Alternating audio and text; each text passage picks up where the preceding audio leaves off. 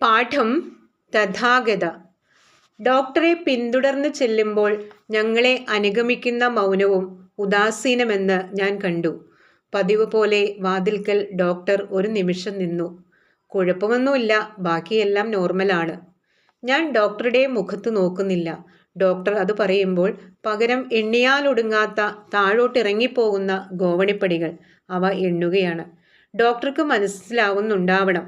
കാരണം അദ്ദേഹം പറഞ്ഞു, അല്ല, അൽഷിമേഴ്സ് ഡിസീസിനെ കുറിച്ച് കൃത്യമായി ഒന്നും പറയാൻ വയ്യ എന്ന് കൂട്ടിക്കോളൂ. പ്രതികരണശേഷി ശ്രദ്ധിക്കണം. എന്തെങ്കിലും വ്യത്യാസം കണ്ടാൽ അറിയിക്കൂ. തലചരിച്ച് ഔപചാരികമായ യാത്ര പറയലിനിടയ്ക്ക് അദ്ദേഹം കാണാതെ പോകുന്ന ചില കാര്യങ്ങളുണ്ട്.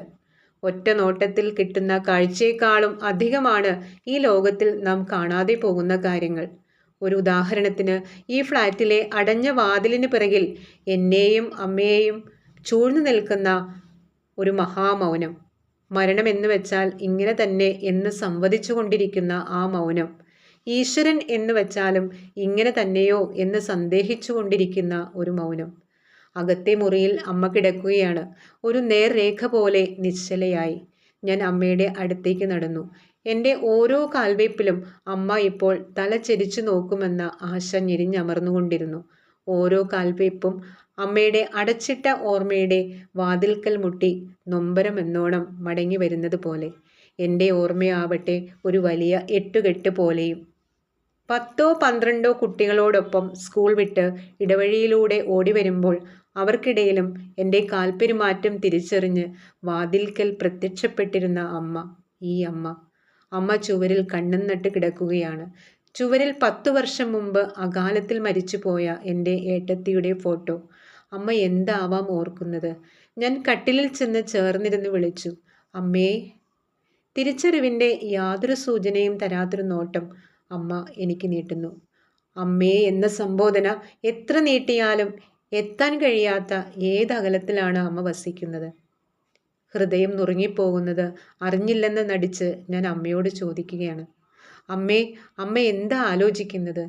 എന്തോ ഓർത്തെടുക്കാൻ ശ്രമിക്കുന്ന അമ്മയുടെ വൃദ്ധ നെറ്റിയിൽ ചുളിവുകൾ. ഒരു മറുപടിക്ക് കാക്കുകയാണ് ഞാൻ.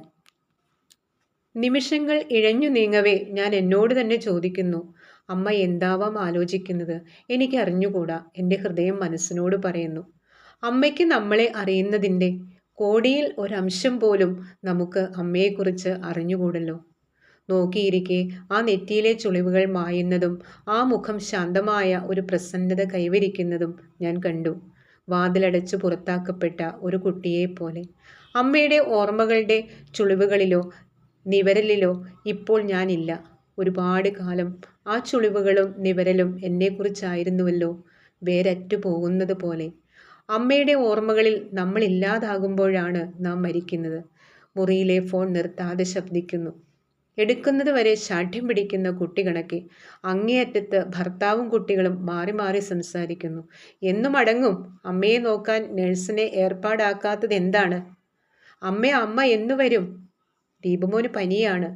ഞാൻ ഫോൺ താഴത്ത് വയ്ക്കവേ അമ്മ പ്രസന്നമായും സ്ഫുടമായും ചോദിക്കുകയാണ്, ആരാ ഫോൺ വിളിച്ചത്? ദീപു ആണോ? അവന് സ്കൂൾ അടച്ചോ? ഞാൻ മിന്നൽ പോലെ തിരിഞ്ഞ് അമ്മയുടെ അടുത്തേക്ക് ഓടിച്ചെന്നു. ദീപു ആണമ്മേ, ദീപുവിന് അടുത്ത ആഴ്ച സ്കൂൾ അടയ്ക്കും. അമ്മയ്ക്ക് ദീപുവിനെ? എൻ്റെ വർത്തമാനം പാതിക്ക് വെച്ച് നിശബ്ദമാകുന്നു. അമ്മയുടെ നോട്ടം വീണ്ടും ശൂന്യമായ ജനാല പോലെയായി മാറുന്നത് ഞാൻ കാണുകയാണ്.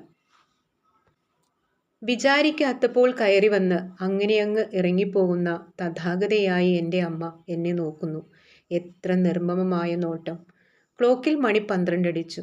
ഞാൻ അമ്മയോട് പറഞ്ഞു, കണ്ണിൽ മരുന്നുറ്റിക്കേണ്ട സമയമായി, കണ്ണ് കാണിക്കൂ. അമ്മ കണ്ണുകൾ ഇറുക്കിയടച്ച് വായ തുറന്നു കാണിച്ചു.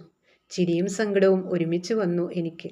തെല്ലുറക്കെ ഞാൻ ശാസിക്കുകയാണ്, എന്താ ഇത് കൊച്ചു കുട്ടികളെ പോലെ? കണ്ണു തുറക്കൂ.